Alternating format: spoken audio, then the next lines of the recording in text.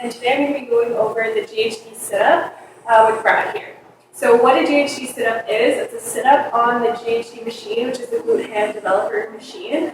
And it's really good for strengthening that core stability, for the core to extremity stability that we've talked about in earlier videos, and to work on that eccentric control of the core muscles.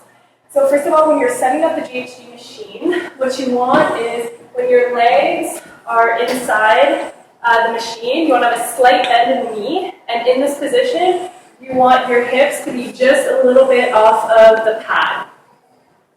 So we're going to start with a simplified version. So I'll get Brad to demonstrate it, and then I'll talk a little bit about it. So the simplified version, you're just going to come down to parallel with the ground and back up. All right, so I'll get into one more. So in this one, you're just coming, so it's to start learning the movement, and you're going to come down to parallel with the hands below the waist or at the waist.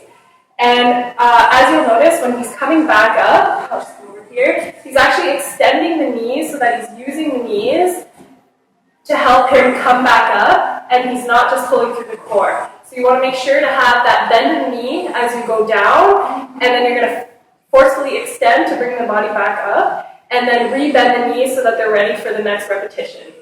When you're doing this, you can see that Brad's core is engaged the whole time, as well as his glutes. So it's important to have the glutes engaged, because when you're coming down to a GHD sit-up, the distance between your pelvis and your ribs should remain the same throughout the whole movement.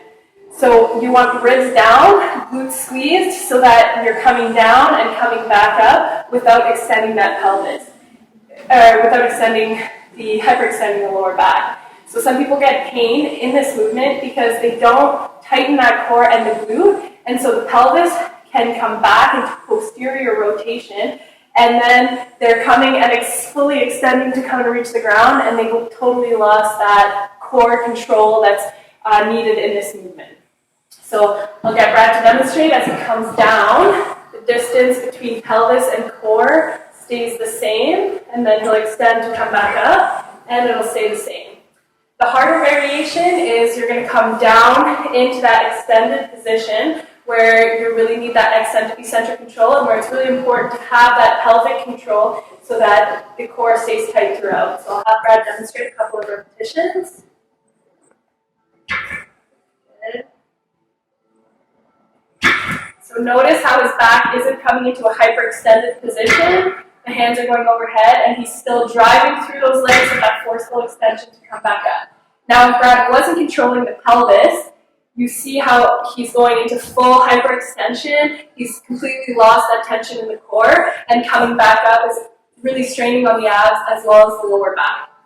As for the hands overhead, for Brad, he's a taller athlete, so he can come down and almost touch the hands to the ground. For shorter athletes, to touch the hands to the ground, you'll need to go into that hyperextended position.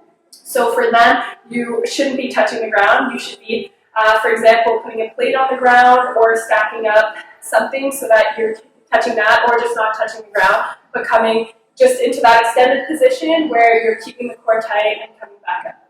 So I'll get Brad to just demonstrate a couple more before we close this video.